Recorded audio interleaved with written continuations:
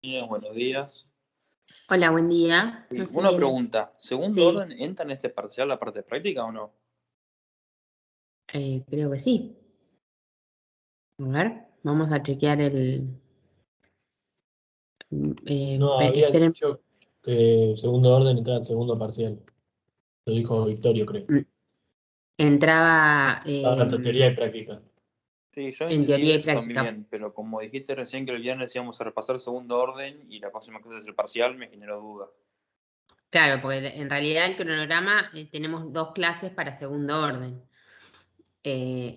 Deberíamos respetar el cronograma. Lo que podemos hacer es, si no hay demasiadas dudas, si podemos darlo rápido al tema, podemos destinar una parte de la clase que viene para las dudas que ustedes tengan del parcial. Pero no podemos dejar de dar este tema porque después no tenemos otra clase para recuperarlo, digamos. Está planteado así el cronograma. Cuéntenme cómo vienen con las entregas del SEB. ¿Pudieron avanzar? ¿Tuvieron algún inconveniente con eso?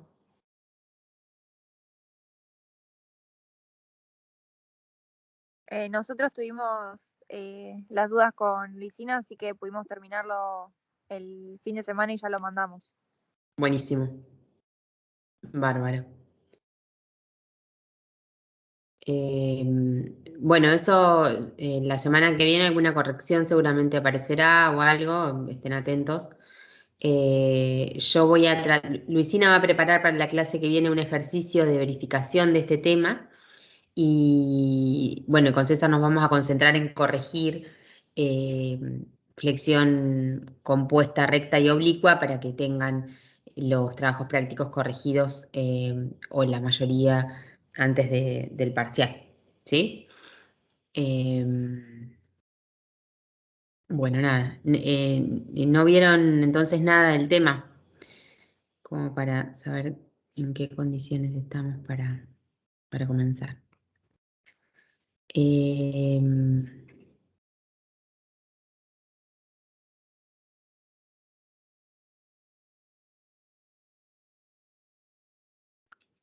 Ahí ven mi pantalla, ¿no?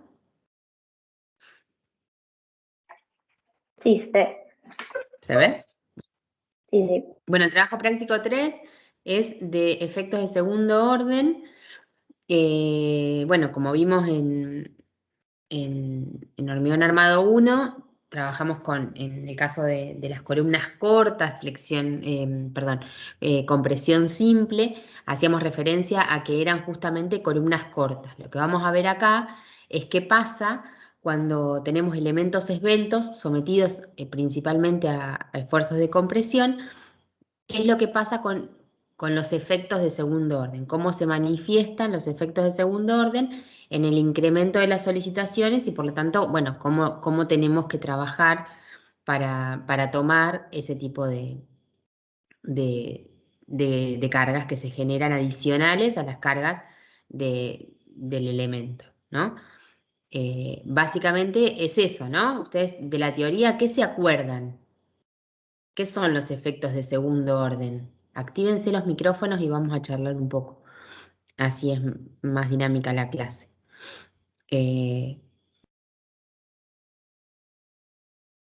Cuéntenme si pudieron ver algo de la práctica, qué les parece que vamos a ver ahora. ¿Qué es lo que vamos a trabajar desde el punto de vista práctico de este tema? ¿Qué les Era parece? básicamente el concepto de pandeo, pero que se le dice a segundo orden. Claro, Así es segundo orden, práctico. ¿por qué? Porque en primer orden, nosotros hasta acá siempre trabajamos en primer orden. En ningún momento se trabajó estudiando qué pasa con las deformaciones del elemento y hasta acá en hormigón armado no se trabajó nada de todo eso. Ahora lo que aparece como concepto nuevo es esto de que hay es como que las deformaciones del elemento impactan en las solicitaciones de alguna manera. Entonces, para poder cuantificar o tener en cuenta qué es lo que pasa, aparece un método, que es el método del momento amplificado, que es justamente eso, ampliar el momento para tener en cuenta los efectos de segundo orden. ¿Sí? Entonces, por un lado tenemos un elemento esbelto, una columna, que está sometida, por supuesto, a un esfuerzo axial de compresión. Como todo elemento, ustedes ya se van a dar cuenta cuando modelen en el SAP, la vivienda y todo, los esfuerzos así como únicos, medio que no existen, ¿sí? En los elementos siempre en una viga hay un pequeño esfuerzo axial, ya sea de tracción o de compresión, y en una columna hay, además de la carga de compresión, que es la que predomina, hay un pequeño momento que puede ser del mismo signo en los dos extremos o que puede ser de signo distinto. Por eso acá aparecen dos momentos extremos. El momento M1, que llamamos momento M1, y el momento M2. ¿Sí? Son los dos momentos que tenemos en los extremos del elemento. ¿Sí? El momento M1 es el menor momento mayorado en uno de los extremos del elemento comprimido, y M2 es el mayor momento mayorado en uno de los extremos. ¿Sí? Cuando tenemos un elemento que tiene la simple curvatura, o sea que el momento tracciona la misma cara, tanto en el extremo superior como en el extremo inferior de la columna, es un elemento que tiene curvatura simple, que se deforma todo para el mismo lado. En ese caso, los dos momentos son positivos. Vamos a llamar M1 al momento más chico y M2 al momento más grande de los dos. ¿Sí? Cuando tenemos un elemento de curvatura doble, o sea que tenemos un momento que tracciona la cara derecha en el extremo superior y que tracciona la cara izquierda de la columna en el extremo inferior. ¿Sí? Eso se le generaría una deformación de doble curvatura. No sé si tenemos dibujitos acá. Bueno, acá como ven acá, esto sería una deformación de doble curvatura y esta que tienen acá es un elemento que tiene curvatura simple. ¿Sí? La curvatura viene dada obviamente por la excentricidad de las cargas que actúan en los extremos. ¿Sí? Si las dos excentricidades van hacia el mismo lado, este elemento se va a curvar todo para el mismo lado. Si las cargas actúan con excentricidades contrarias, obviamente la curvatura, el elemento se va a deformar como está acá y va a ser una deformación de doble curvatura. ¿Sí? Entonces, si es un elemento que tiene doble curvatura en su deformación, el momento M1 va a ser de los dos, el más chico, negativo. ¿Sí? Vamos a elegir de los dos el más grande. El más grande lo vamos a poner positivo y lo vamos a llamar M2. Y al otro le vamos a poner el signo contrario, o sea, signo negativo, y va a ser el momento más chico de los dos. Ese va a ser el que llamamos M1. Es importante eso de la convención de signos, porque no es que el momento M1 es el de arriba y el M2 es el de abajo, o que puedo elegir. Es como que uno adapta esos dos momentos para poder aplicar el método correctamente. ¿Sí? Después, si no hubiera si fuera un elemento que tiene únicamente una carga axial de compresión, debemos considerar un momento M2 mínimo que viene dado por esta expresión que está acá, que es PU por 15 más 0,03 de H. ¿Sí? 15 y H están en milímetros, vamos a obtener un momento en kilonewton por milímetro y lo pasaremos a kilonewton metro. ¿Sí? Ese es un momento mínimo, ¿por qué? Porque el elemento no es perfectamente, el hormigón no es homogéneo, el elemento no tiene el centro de gravedad perfectamente centrado. Para tener en cuenta esas pequeñas excentricidades de carga que existen, y por más de que por el análisis de carga y por la resolución de nuestro modelo, nosotros consideremos que no hay esfuerzo que no hay momento, no hay flexión en la columna, hay un pequeño momento que siempre existe y es este que tenemos que considerar con esta expresión que tenemos acá. ¿Sí? Bueno, y después aparecen estos temas que son a que llamamos longitud teórica de la columna, longitud útil, longitud real, lo que sea. LC, fíjense ahí, es la longitud teórica de la columna. ¿sí? Es la distancia entre los ejes de los puntos de vinculación. Si tenemos una viga arriba y una viga abajo y una columna, la distancia entre los ejes de viga, esa es la longitud LC, lo que llamamos longitud teórica, ¿sí? Es la longitud que uno introduce en el modelo, en el SAP, cuando tiene que modelar las columnas, ¿sí? Todos los elementos en el SAP lo vamos a dibujar entre ejes de columnas. Después vamos a ponerle a cada uno de ellos la sección que le corresponde según el predimensionado, ¿sí? Entonces la longitud LC es la longitud teórica.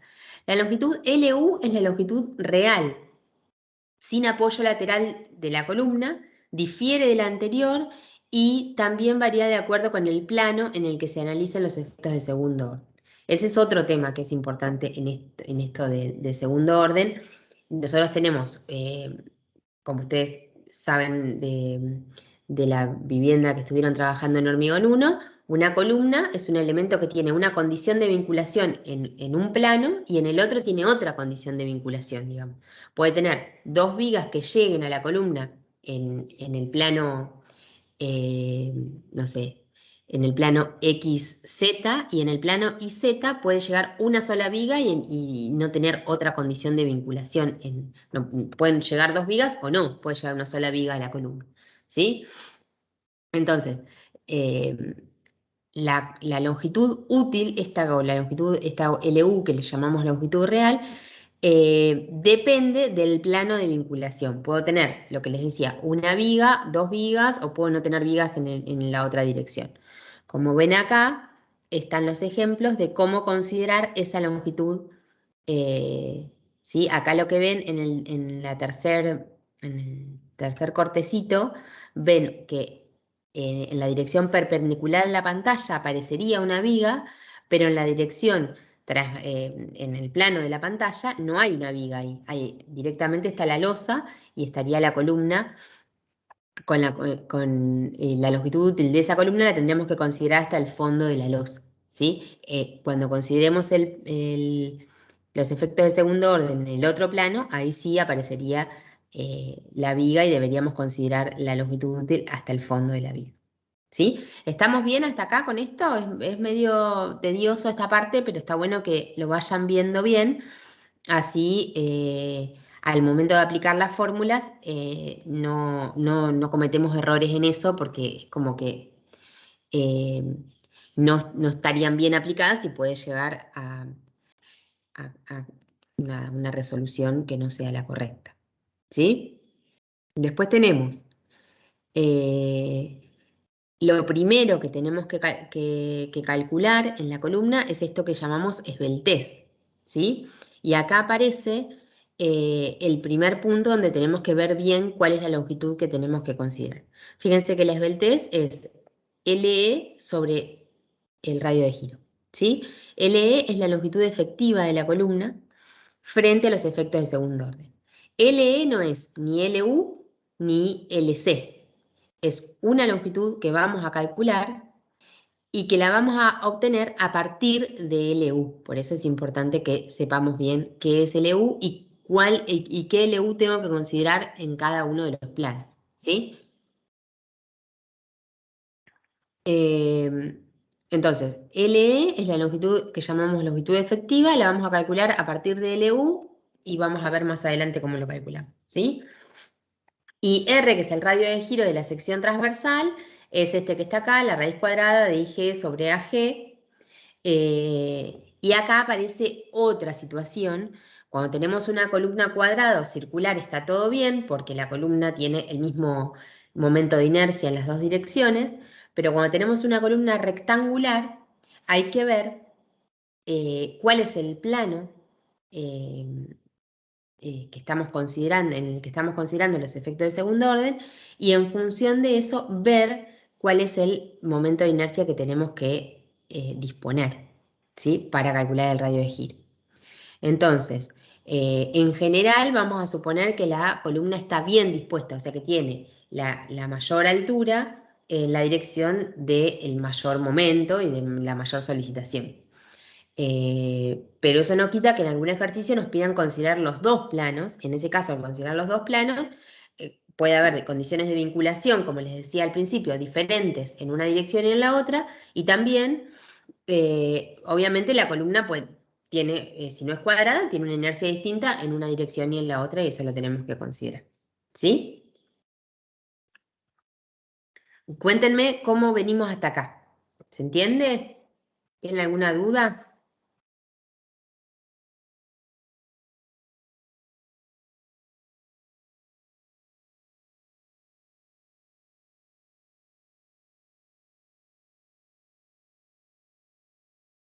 No sé si están, si no están.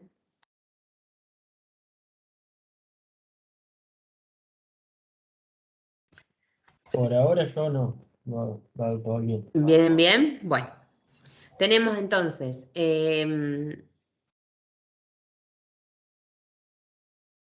existen algunas posibilidades de despreciar los efectos de segundo orden. Hay hasta determinado momento nos pueden servir los métodos aproximados que tenemos y hay momentos en los cuales ya no nos sirve más los métodos aproximados y tenemos que pasar a otros métodos más específicos, más afinados, como puede ser la resolución de la estructura aplicando el método P-delta, corriéndola con un programa de cálculo y demás. Pero bueno, lo que primero vamos a analizar entonces, por un lado, es si tenemos un pórtico que es desplazable o que es indesplazable. Una vez que definimos si el pórtico es desplazable o indesplazable, tenemos que ver qué pasa con la esbeltez de los elementos, ¿sí? Vamos a ver si la esbeltez, lambda, es menor o igual que 34 menos 12 M1 sobre M2 y 40, en ese caso se permite despreciar los efectos de segundo orden y podemos dimensionar la columna como si fuera un elemento sometido a compresión simple o a flexión compuesta recta, ¿sí?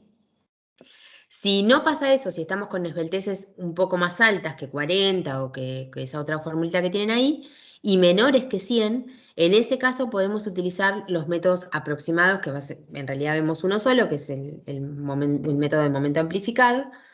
Y si estamos con esbelteces mayores a 100, en ese caso ya tendríamos que entrar en un cálculo afinado o un análisis refinado ahí por el método P-delta, ¿sí? Los límites estos cambian un poquito si estamos trabajando con pórtico desplazable.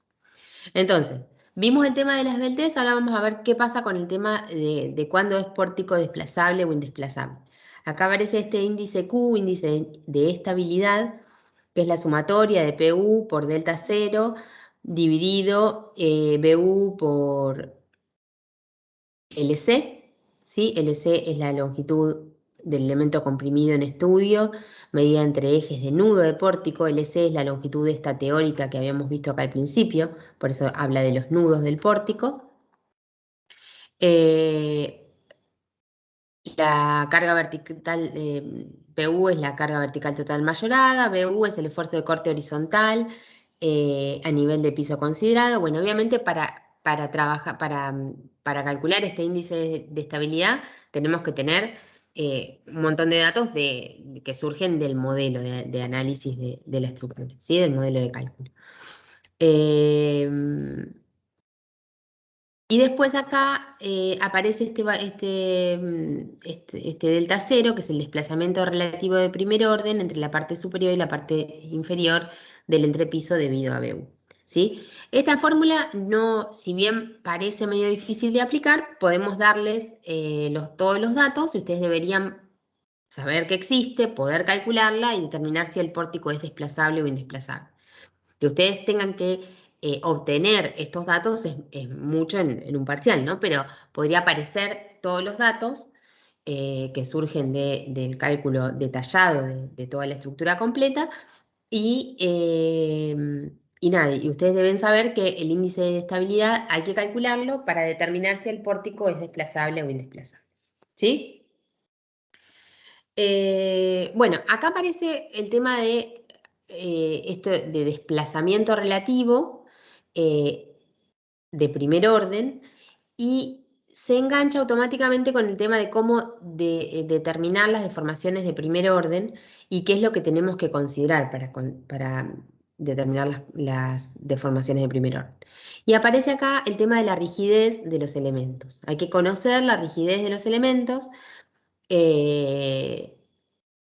no trabajar con los valores brutos, sino que trabajar con la inercia fisurada, que llamamos nosotros la inercia fisurada. En vigas podemos trabajar con 0,35 de IG, en columnas 0,7, en tabiques no fisurados 0,7, en tabiques fisurados 0,35, en placas y losas planas 0,25. ¿Sí? Dice que utilizar los valores geométricos brutos de las secciones resulta una hipótesis poco conservadora, ya que conduce a deformaciones menores que las reales, ¿sí? Entonces, por eso trabajamos con esta reducción en los momentos de inercia para obtener deformaciones más próximas a las reales, ¿sí?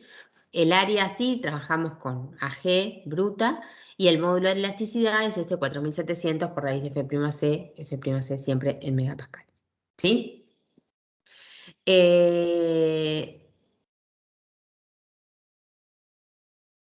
Entonces ahí este tema del momento de inercia ya van a ver que lo vamos a utilizar sobre todo cuando tengamos que definir cuál es la rigidez de los nudos para poder calcular lo que viene ahora, que es la longitud efectiva. ¿Sí? Así que es un tema que es importante. No trabajen directamente con el valor de IG, sino que vamos a trabajar con esto que tenemos acá, 0,35 de IG o 0,7 de IG, ¿sí? Según sea viga o columna. Bueno, la longitud efectiva entonces habíamos dicho que era una longitud, que era la longitud, acá dice la longitud efectiva, es la longitud de la onda que representa el efecto de segundo orden y que se utiliza para determinar la carga crítica de Euler. Nosotros vamos a trabajar con un valor de LE que es K por LU, y el factor el coeficiente K, lo llamamos factor de longitud efectiva para elementos comprimidos. Hay valores de este factor K que son conocidos por todos. Tenemos para una columna biarticulada K vale 1, para una columna bien empotrada vale 0,5 y para una columna empotrada articulada vale 0,71. Pero estas condiciones que son ideales de empotramiento perfecto, de articulación perfecta o de la combinación de una articulación y un empotramiento perfecto, rara vez los encontramos en una estructura. En general lo que nos encontramos es una columna que tiene arriba vigas y en la parte inferior también tiene vigas que llegan, o a lo sumo puede llegar directamente una losa, y bueno, esa situación la tenemos que poder evaluar de alguna manera para poder determinar cuánto vale realmente el factor K, ¿sí? Entonces, lo que sí tenemos que saber es que este factor K vale entre 0,5 y 1, porque no vamos a tener más que un empotramiento perfecto y no vamos a tener una condición de vinculación más restrictiva que un empotramiento perfecto y más libre que dos articulaciones perfectas tampoco. Entonces, el valor de K para los pórticos indesplazables vale entre 0,5 y 1. Para los pórticos que son desplazables, el valor de K siempre es mayor que 1, ¿sí? Porque obviamente el pórtico se mueve, los nodos todos presentan deformación, ¿sí? Entonces, aparecen esto que tenemos acá, que son los nomogramas. Tenemos uno para sistema indesplazable, otro para sistema desplazable. Estos están en las expresiones paraparciales. Lo que no está es a qué sistema pertenecen. Aparecen los dos, ¿sí? Así, pero sin el título. Entonces, primero, cuidado, no son los dos iguales. Fíjense que uno tiene valores de K que van de 1 a infinito, y el otro tiene valores de K, que son los que están acá en el medio, que va de 0,5 a 1.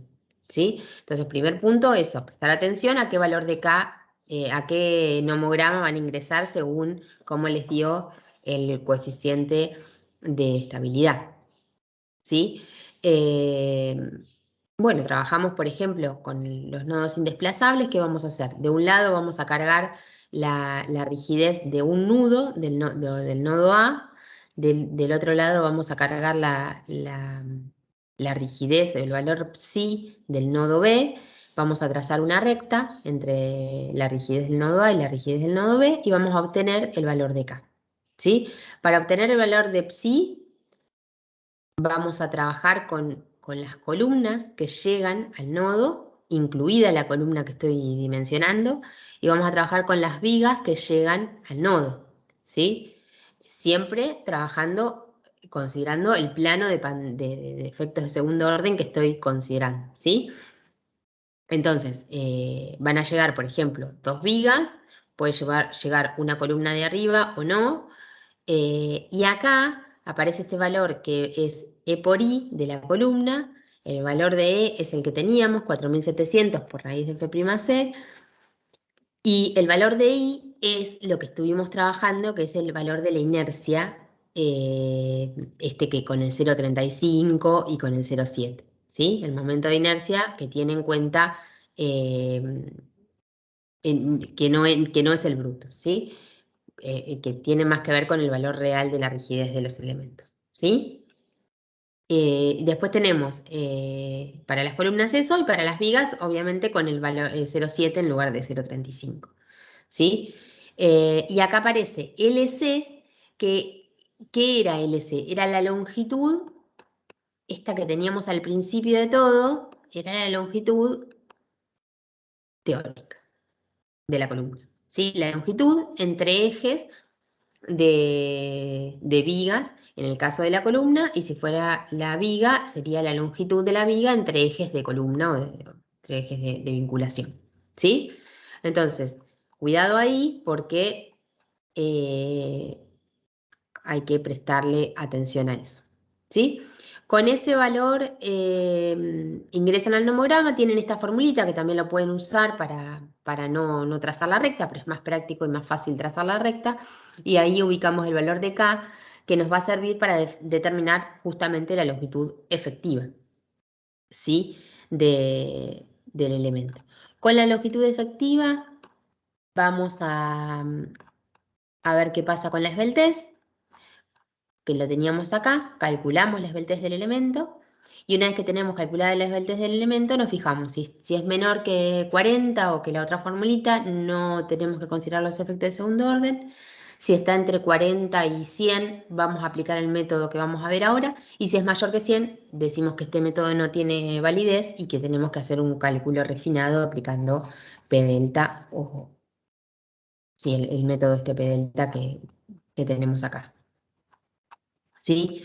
Nosotros para la práctica vamos a trabajar con el método del momento amplificado, que justamente es eso, considerar los efectos de segundo orden a partir de una amplificación del momento de primer orden, ¿sí? Vamos a trabajar con un momento amplificado que podemos llamar, podemos decir que está mayorado, que se obtiene a partir de mayorar el momento M2 de primer orden, ¿sí? El factor de amplificación lo llamamos delta NS y es la relación que hay es esto que tenemos acá, Cm dividido 1 menos Pu sobre 0,75 de PS. Ese factor delta NS en las cuentas puede darnos mayor que 1 o menor que 1. Lo que nosotros tenemos que saber es que está limitado a 1. Si nos da menos que 1, decimos vale primer orden y delta NS es 1. No podemos considerar que por los efectos de segundo orden se reduce el momento de primer orden, ¿sí? Eso no existe. Entonces, si bien matemáticamente nos puede dar menor que 1, vamos a considerar siempre delta NS igual a 1, como mínimo, ¿sí? Después tenemos PC, que es la carga crítica de Euler, que es pi cuadrado, E por I sobre LE al cuadrado. LE es la longitud efectiva al cuadrado. E por I es ahora 0,4 de S por IG dividido 1 más beta D, ¿sí? IG es el momento de inercia baricéntrico o sí, de la sección bruta. Y G acá también hay que tener cuidado según el plano de efectos de segundo orden que estoy considerando y cómo está orientada la columna. Beta D es la máxima carga axial permanente calculada para cargas mayoradas, es la relación en realidad entre la máxima carga axial permanente calculada para cargas mayoradas y la máxima carga axial total calculada para cargas mayoradas asociada a la combinación de carga estudiada. ¿Sí? Entonces, en general trabajamos con carga PU, que es 1,2 de PD más 1,6 de PL. Entonces la relación esta beta D sería 1,2 de PD, que sería la máxima carga axial permanente mayorada, dividido 1,2 de PD más 1,6 de PL o PU. ¿Sí? Después tenemos el factor este que tenemos acá, que es CM, que es 0,6 más 0,4 de M1 sobre M2, siempre mayor que 0,4, o sea que nos dé lo que nos dé, lo tenemos que limitar a 0,4.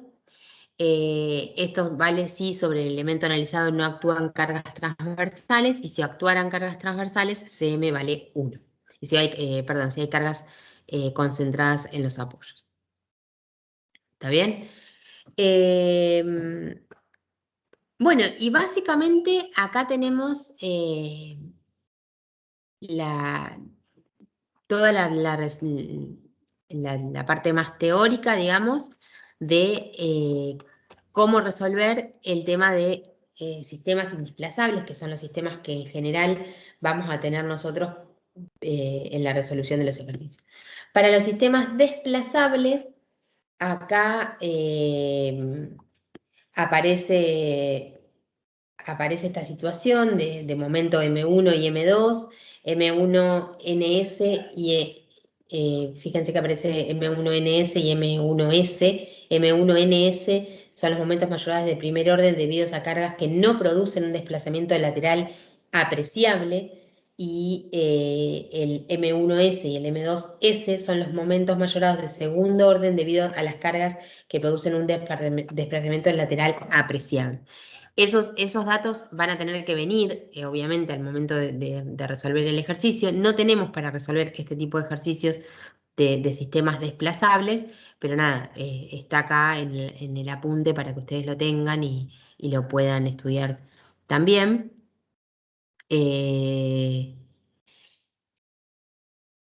Nada, acá aparece la relación entre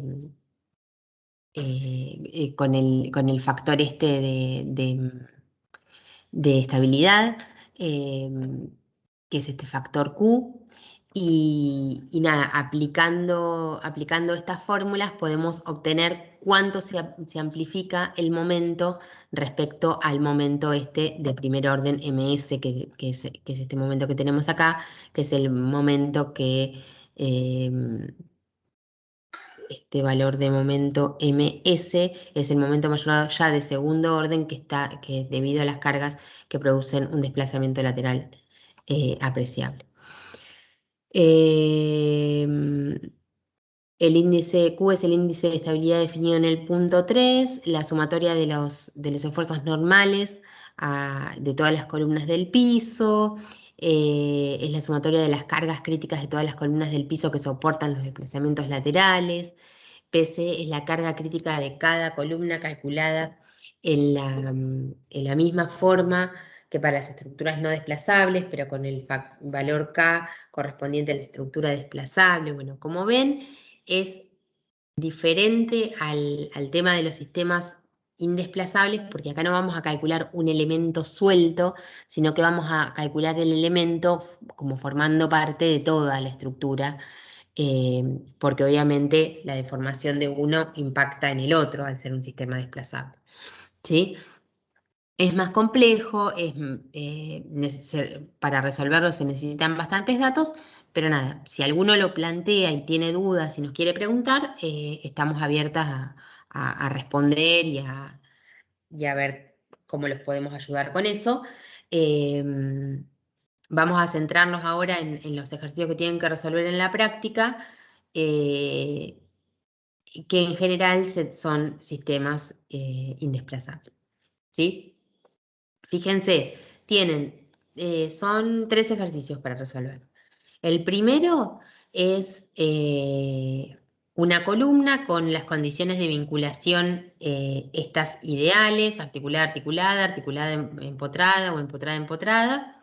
Les dan de dato la longitud LU, que es la longitud teórica, me parece que le llamamos, ¿no? LU, la longitud real. LC es la longitud teórica. Les dan la longitud real, que es la longitud, esta que está acá, a ver, vamos a volver así. Es la longitud esta sin apoyo lateral, o sea, la longitud libre, digamos, de la columna. Ese es uno de los datos. Les dan las dos excentricidades. Acá tenemos que tener cuidado. Puede ser una... ya definen cuál es E2 y cuál es E1 en un examen o en algún otro tipo de ejercicios. Pueden no definirnos, pueden decir excentricidad superior e inferior, no decirnos cuál es y nosotros tener que ponerle el subíndice 1 o 2. ¿Sí? Nos dan las dimensiones de la columna y nos dan las cargas, PD y PL. ¿Sí? No nos dan el momento, pero obviamente el momento lo calculamos como P por E, ¿no? El M2 va a ser PU por E02 y el M1 va a ser PU por E01, teniendo en cuenta que como las excentricidades van para distinto lado, tienen distinto signo, el momento M2 es siempre el positivo y el más grande, y el momento M1 es el de signo contrario, en el caso de que tengan doble curvatura, como sería el caso del número 0, ¿no? Ahí que tienen E02 positivo y E01 negativo. ¿Sí? Entonces, con el valor de LU, vamos a calcular acá, esperen que vuelvo sobre esta parte. Con el valor de LU tenemos acá para calcular la longitud efectiva, ¿sí? Que la longitud efectiva la definíamos como K por LU. A ver si está acá. La longitud efectiva K por LU. El valor de K lo vamos a obtener en el primer ejercicio, acá fácil, 0,5, 0,71 o 1, según lo que les haya tocado a cada uno. Vamos a tener el valor de la longitud efectiva. Como tenemos las dimensiones de la sección, vamos a poder calcular el radio de giro.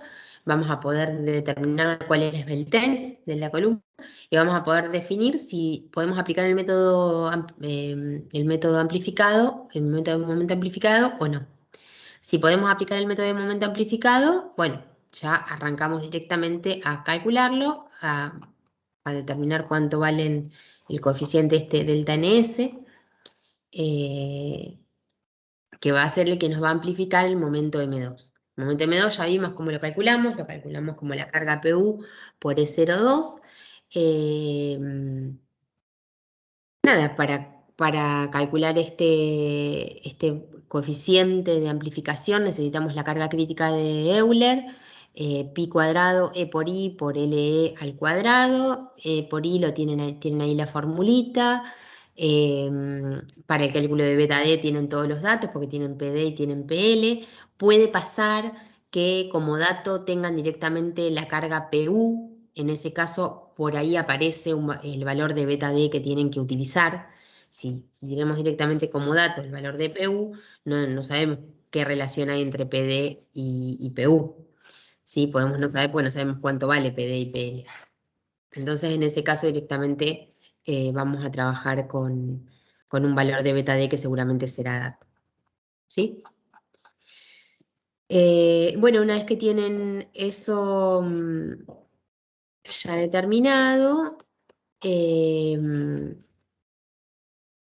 pasamos a calcular cuánto vale CM, ¿sí? 0,6 más 0,4, M1 sobre M2 o E01 sobre E02. Ahí tienen que tener mucho cuidado con el signo, ¿sí? En este caso, las excentricidades tienen distinto signo.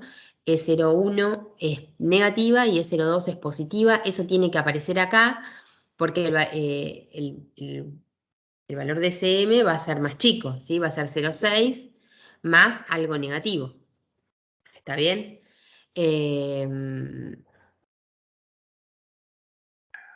nada, eso, el valor de SM, y cuidado que cuando resten, si resto y obtengo un valor menor que 0,4, lo limitamos a 0,4, ¿sí?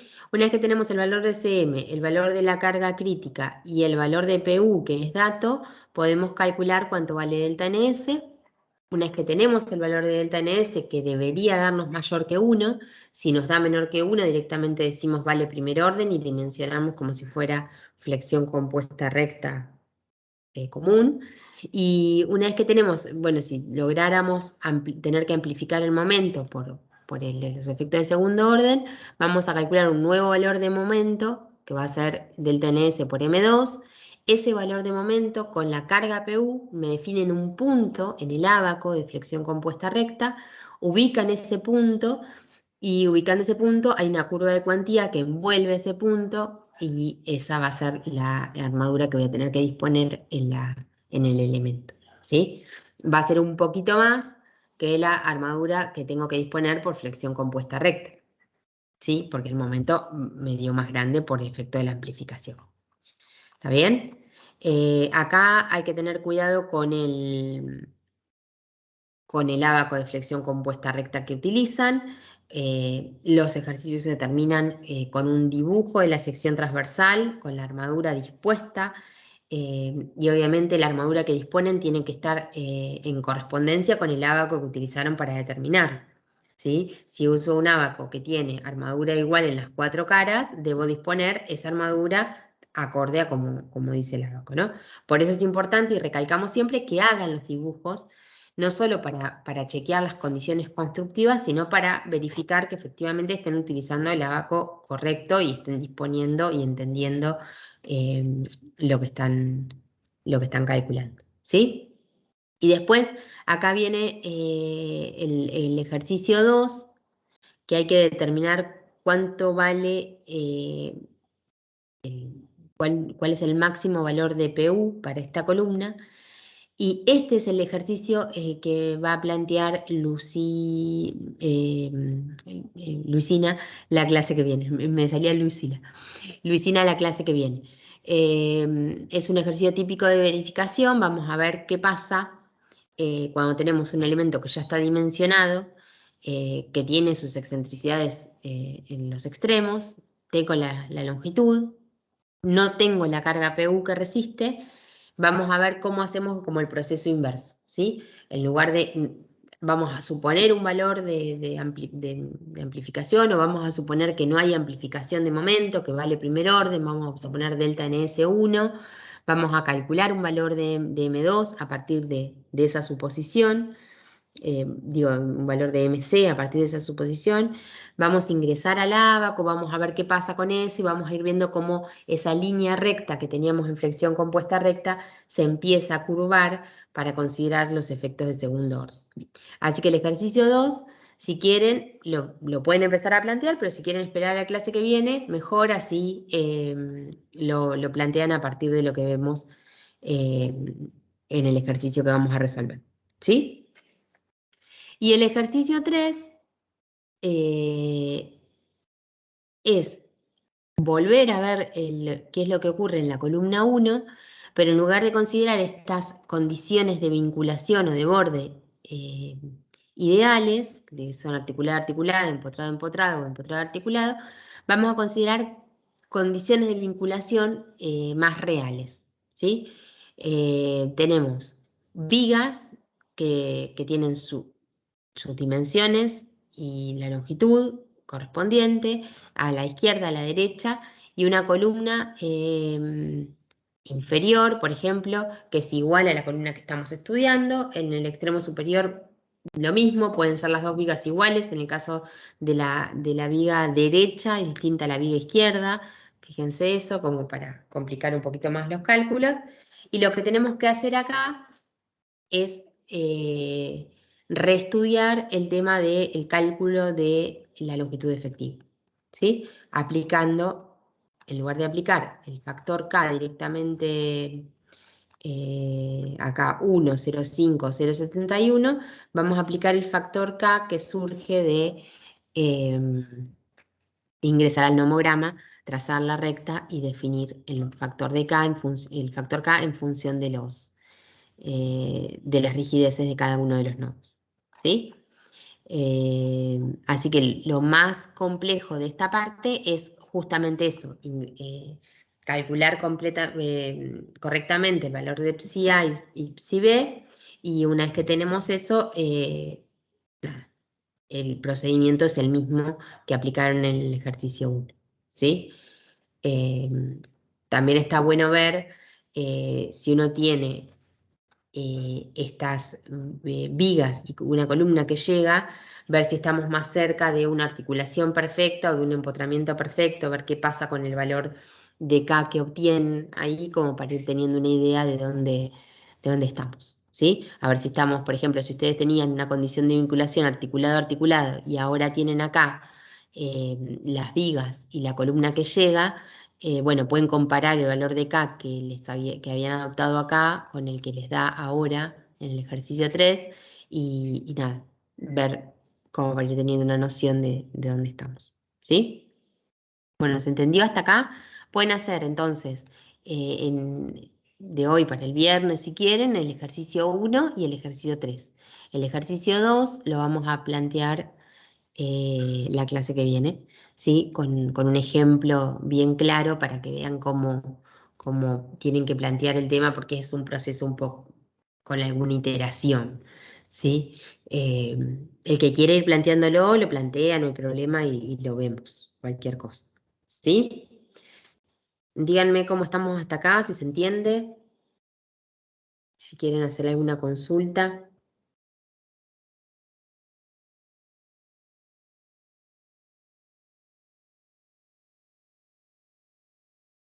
Luisina, ¿vos te queda algún comentario, algo para hacer? No, Julia, más o menos lo que dijiste. Ay, escuchar. No sé si reboto en tu micrófono. Ah, no, ahí yo te escucho bien. Ah, está bien. Bueno, y podemos ver este ejercicio que es, ¿ahí se ve? Ahí se ve, ¿no? Sí. Sí, sí.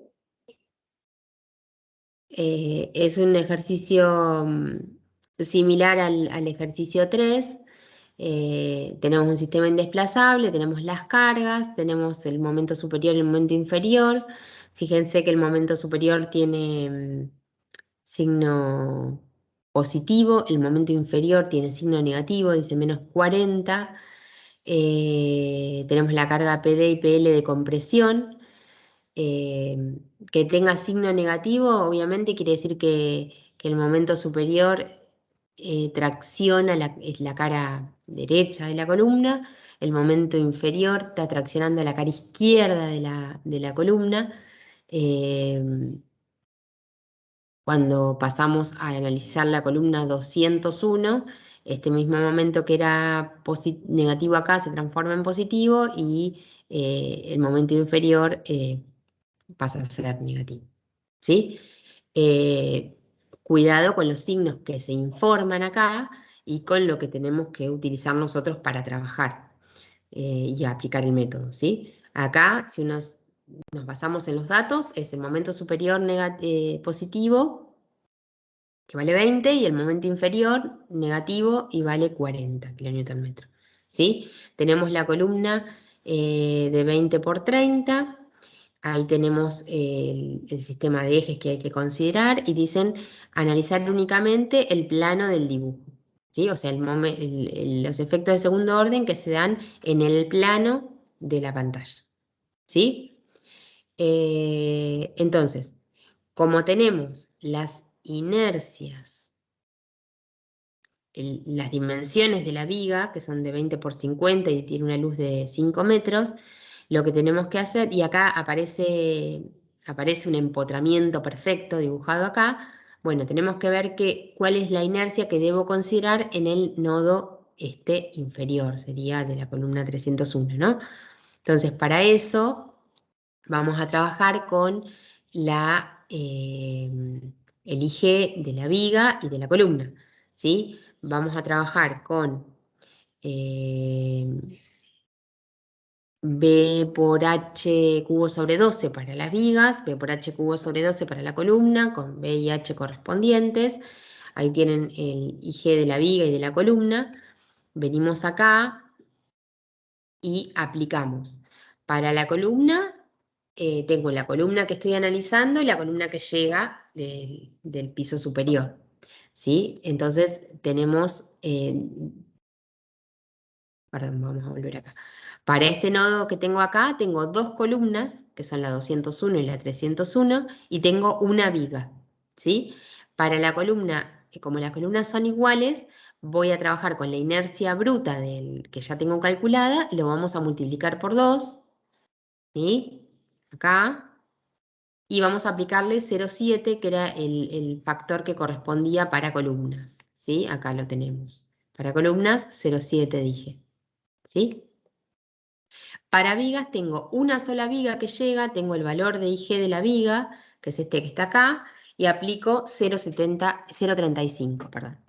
La longitud de la viga la divido por 5, porque este factor E por I de la viga lo divido por 5 porque es la longitud de la viga, y el E por I de la columna lo divido por 6,75, vamos a ver de dónde sale ese valor. Fíjense, 6,50 es la longitud útil de la columna, y le agrego 25 centímetros más, que es el eje de la viga, ¿sí? Mido la longitud de la columna hasta el eje de la viga. ¿Está bien? Esa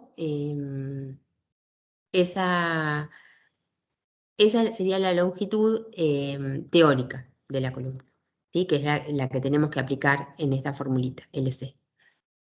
¿Sí? Y de esta forma vamos a obtener el valor de psi-A, que en este caso dio 0,64.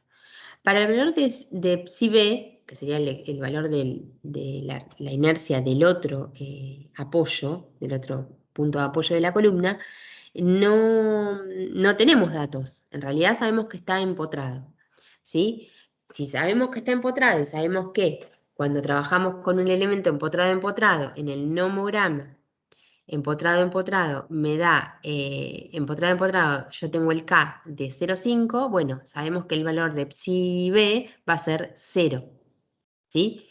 Es 0, lo uno con el 0,64 que teníamos calculado por la inercia del otro nudo, y obtengo un valor de K de 0,6. ¿Sí? A ver si está calculado más específico acá. No, K vale 0,6 para este caso, ¿sí? Entonces, a la longitud útil de 6,5, que es esta longitud que tengo acá, que es la longitud libre de la columna, que es la que nos servía para calcular el valor de la longitud efectiva, lo multiplico por el K que calculamos a partir del nomograma. Fíjense que para el nomograma no ingresé con este valor de 6,5. Ingresamos acá con el valor de 6,75. ¿Sí? Así que eso hay que tener cuidado. Por eso decíamos al principio el tema de prestar atención cuál es el valor del L que tenemos que considerar. ¿Sí? Entonces, una vez que tenemos K06 que nos dio del nomograma, LU 6,5, LE, la longitud efectiva, nos dio 3,9. ¿Sí? El valor de lambda calculamos ahora del esbeltez en función del radio de giro. En este caso puedo aplicar esta situación del radio de giro igual a 0,3 de H, que es una simplificación que la podemos aplicar siempre y cuando la columna esté orientada con la máxima inercia en el plano que quiero considerar. ¿Sí? Si tengo la columna orientada al revés, acá en lugar de ser BH cubo sobre 12, el valor de IG, habría sido HB cubo sobre 12 y el valor de 0,3 de H ya no vale más.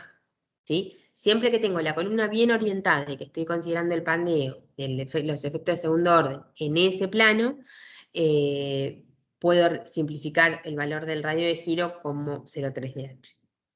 ¿Sí? Pero no se automaticen con eso porque no siempre vale. ¿Sí? Una vez que tenemos entonces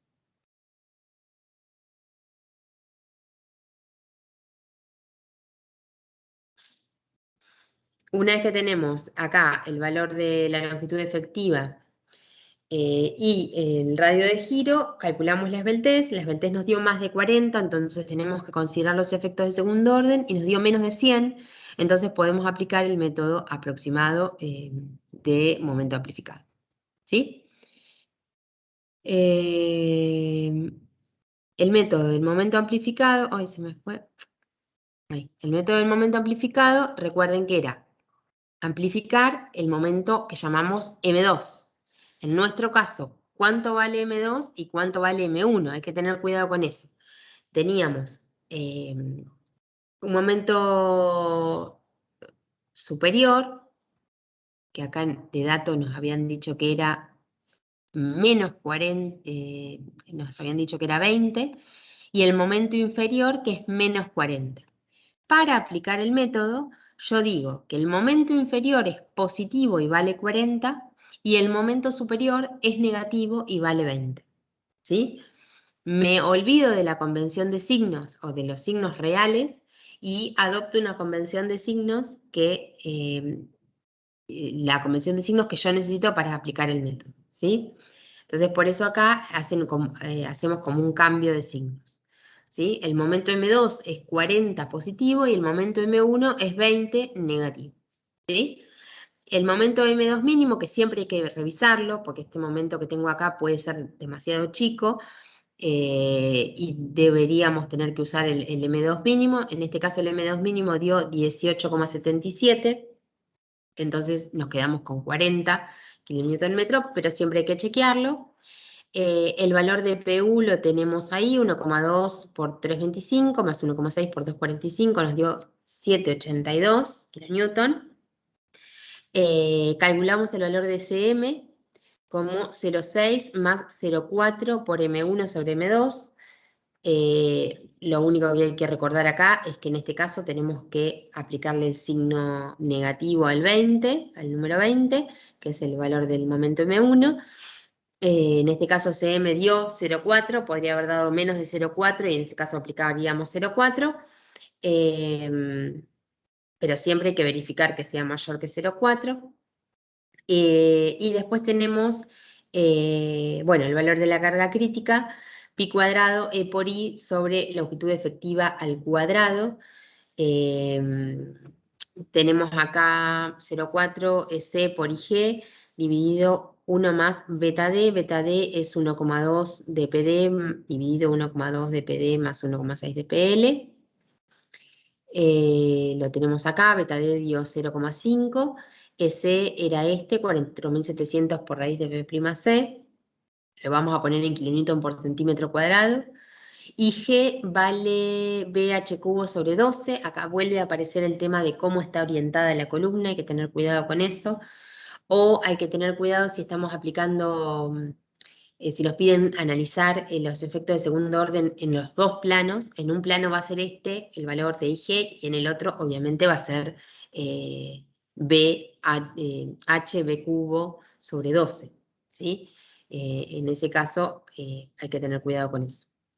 E por I directamente lo calculan a partir de la fórmula, nos da, en este caso lo tenemos en kilonewton por centímetro cuadrado el resultado. La carga crítica introducen ese valor, lo multiplican por pi cuadrado y lo dividen por la longitud efectiva al cuadrado, que ya la teníamos calculada. Nos dio 1636,70 kilonewton. Delta NS nos da, en este caso, aplicando esta formulita CM dividido 1 menos PU sobre 0,75 de PC, nos dio 1,10. Bueno, amplifico un 10% el momento de 40 que teníamos, nos dio 44 kN/m, ingresamos al nomograma con este valor de 44 kN/m y el valor de PU que teníamos de dato, y de ahí obtenemos la armadura que tenemos que disponer para esta columna, considerando los efectos de segundo orden. ¿Estamos?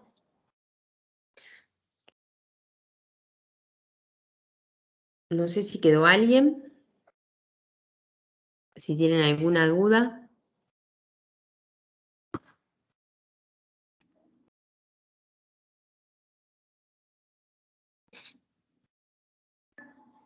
Bueno, entonces les queda para ustedes ver el video de la clase del TP3 de Rosana, que está buenísimo, que tiene un montón de información.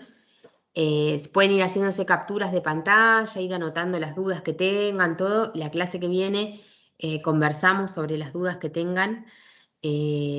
Alguna cuestión que no les haya quedado clara del video, véanlo con atención porque analiza los efectos de segundo orden en distintos planos, hace hincapié en cómo considerar el tema de la inercia en cada uno de los planos y todo eso. Y bueno, y Luisina va a preparar para la clase que viene la resolución del ejercicio 2 del trabajo práctico, por allá con alguna particularidad o con algo, como para que tengamos ese tema también ya resuelto. ¿Estamos? Está César también, me parece, ¿o no? No, todavía no yo. Buenísimo, estoy güey. de campo. Ah, estás acá. Buenísimo. Bueno, no sé si vos querés hacer algún comentario, César, medio que ya No, estaría con esto, pero bueno, no, Sí, un no montón, sé un si montón. no sé si los chicos están en tema. Es el efecto parcial, ¿viste? El famoso. Claro, sí, como no entra, ¿viste? Como que no. ¿Cuándo es la fecha del parcial? El miércoles. Claro, claro. Están muy en modo parcial. Por eso, si Es más, quieren, la ¿tuviste clase que convenido? viene, lo que les pedimos es que vean el video. Sí o sí, porque después no podemos volver sobre este tema cuando estamos con el tema siguiente. Traten de hacerse un ratito para ver el video, para poder aprovechar un poco más la clase que viene. Y si queda un rato, podemos, bueno, ahora mismo igual si tienen dudas de flexión simple perdón, de flexión compuesta u oblicua, nos preguntan, no hay problema. Pero si no, la clase que viene, si podemos resolver esto en una hora, nos queda un rato para que veamos dudas puntuales de los ejercicios que practicaron para el parcial. ¿Sí? Si alguien tiene duda ahora y nadie tiene dudas del tema de efectos de segundo orden, podemos responder algunas dudas de los que ya están estudiando.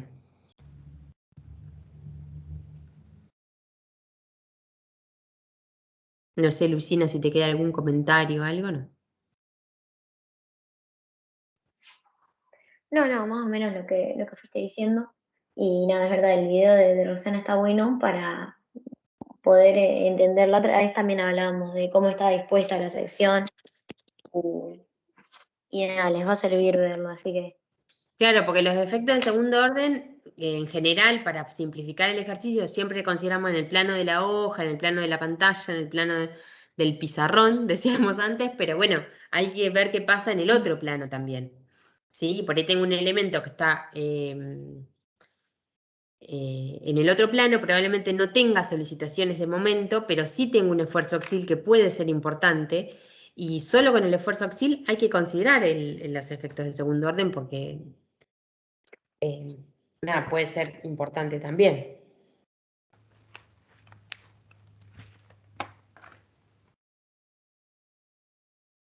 ¿Sí?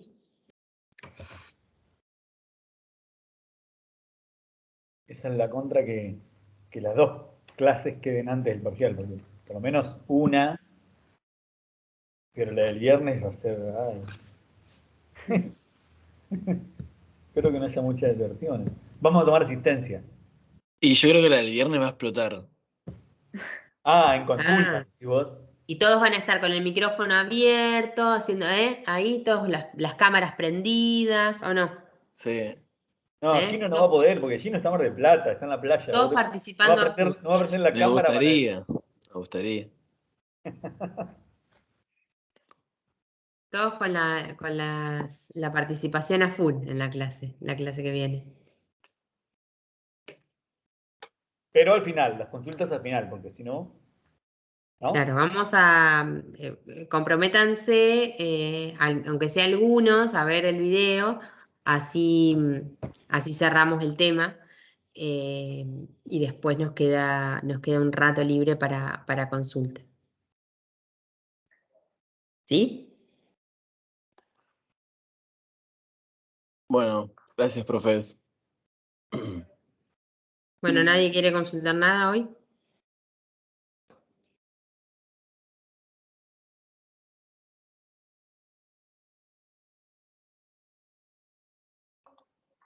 traten de hacer los ejercicios del 1 y el 3. A ver si les surgen dudas o lo que sea, lo vemos también la clase que viene. ¿Sí? César, Sí. nosotros te queremos preguntar algo del SEB con Santino. No sé si Cierto, habíamos quedado, sí. sí, para el Meet ahora, no sé, o acá, como quieras. Nos vamos al Meet porque, Dale.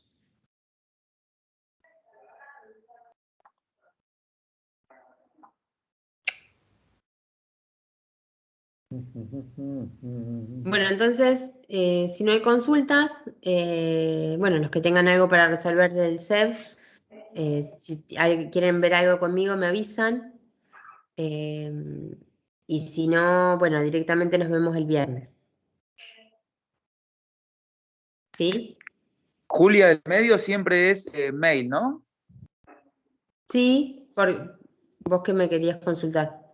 No, para saber, capaz que había otro medio para consultarte, más accesible o más rápido. No, había hecho, nos había pedido la otra Por el vez. Moodle se puede escribir mensajes también. Sí, pero por ahí es más práctico el mail, me parece, sí, ¿no? Porque por ahí Teams también. Sí. Perfecto. Sí. Coordinamos por ahí. ¿Sí? Ten atentos que les voy a dejar correcciones seguramente de los trabajos prácticos. Entre hoy, mañana. Algunos más corregidos van a aparecer. Sí, nosotros estuvimos corrigiendo a los que no entregaron Abacos en el trabajo práctico, creo que le puse 5. Sí. Le puse 5 como ¿Les para pusiste perdonar. 5? Yo no les Oh. puse. Yo les puse aprobado, pero para que sí, lo tienen que volver a entregar. Por eso está aprobado, el 5 está aprobado. Ah, bien. Sí, no tienen que volver a entregar, pero eso le llega a pasar en el momento del parcial y no va a ser un 5. ¿Qué cosa, César? Claro. Los que no entregaron Y el los ABA. Abacos en el TP. O sea, en el momento del parcial, eso significa desaprobado. ¿Se entiende? No. Hay O sea, que juntar el abaco en el trabajo práctico. para que vea cómo lo hiciste, el punto del ábaco. Totalmente, nada más ni Claro. nada menos. Es más, les sugerimos, usen colores, que los puedan mostrar. No, si no muestran el abaco la mitad del ejercicio, está mal. Ok. Fundamental eso. O sea, aparte si lo saben hacer, ¿por qué se guardarían esa información?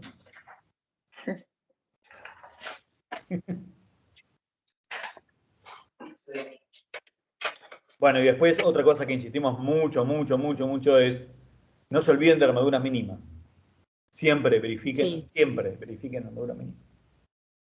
Y cuidado con que la armadura mínima de flexión es la armadura la de tracción y la armadura mínima de tirantes y de columnas es la armadura total. Exacto. A S más A'. Otra cosa, el tema de disposición de armadura, ¿hay que hacerlo o Sí. no es necesario? Hay que hacerlo ¿sabes por qué? Porque vos estás adoptando la armadura a partir de un ábaco. Y el ábaco tiene la armadura igual en las 2 caras, o puede ser un ábaco que tenga armadura en las 4 caras. Vos tenés que demostrar que estás haciendo las cosas coherentemente en función de lo que estás calculando y cómo estás disponiendo. La disposición de armadura no solo es importante por el tema de las cuestiones constructivas, de las condiciones constructivas, sino que es importante por eso, porque vos podés calcular todo divino y después ¿dónde pongo esa armadura? ¿La pongo distribuida en todas las caras? ¿La pongo concentrada toda junta en una cara? ¿Entiendes? No, sí se entiende. No más que nada, digo, para no estar haciendo cosas de más, ya que el parcial siempre lleva un lindo tiempo. En el parcial si es algo que no lo necesitan, se los van a aclarar. Exacto. Pero si no aclaran nada, puede decir específicamente no disponer, no creo que digan no disponer la armadura, pero medio que la disposición de la armadura en un ejercicio de dimensionamiento es como la conclusión del ejercicio. En eso, a la hora de elegir el ábaco, tenemos que tener en cuenta más que nada la solicitación. O sea, si hay mucha carga axial, le hacemos el de las 4 caras. Y si hay mucha Claro, por ahí te presión, conviene. Sí, bueno, algo así. sí, Perfecto. sí. algo Más que nada así. porque ya me imagino agarrando un abaco que después me complica la disposición y La, tenía que usar el la otro. disposición, sí. Y Eh, te digo una peor todavía. Que elijas un abaco, poner el abaco correcto en relación a disposición de armadura, pero después cuando dispongas en más de una capa, ponele, o en paquetes, no puedas cumplir con el D'(H), D' sobre H. Entonces tenés que cambiar la relación. Por eso. Puede pasar. Se lo Claro, eso corregimos. también, al momento de disponer, ustedes deberían calcular cuánto termina quedando ese valor de D' y ver si efectivamente el abaco que usaron es el correcto o no. Eh, Eso también habría que chequearlo. Ahí sería a mayor solicitación un D'(H) más grande. Más grande, claro. Si entendieron eso de último que dijimos, están en tema. Si no, sinceramente es porque todavía no arrancaron a estudiar. Digamos todo.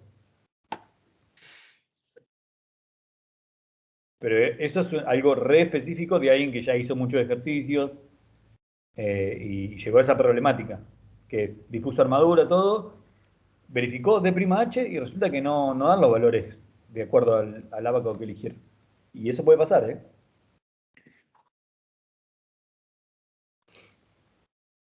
Ah, y eso solo se da cuenta después que disponen armadura. Por eso es importante, no me acuerdo, no vi quién era el que preguntó, pero sí o sí, en algún punto, tienen que saber disponer armadura.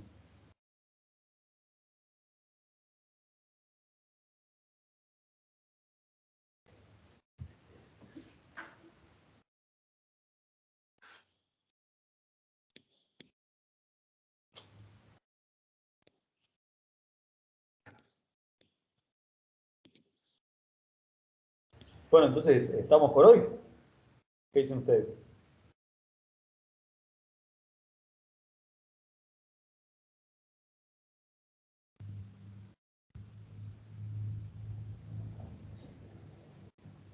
Viernes, 1 hora y media de segundo orden y media hora de consultas. Claro, vamos a hacer algo así. Hasta las 4:30 tenemos clase, así que podemos hacer Sí. 1 hora de consulta. ¿Todo por el mismo precio? Y por ahora sí. Todo. Por Sí. ahora. Por ahora mantenemos.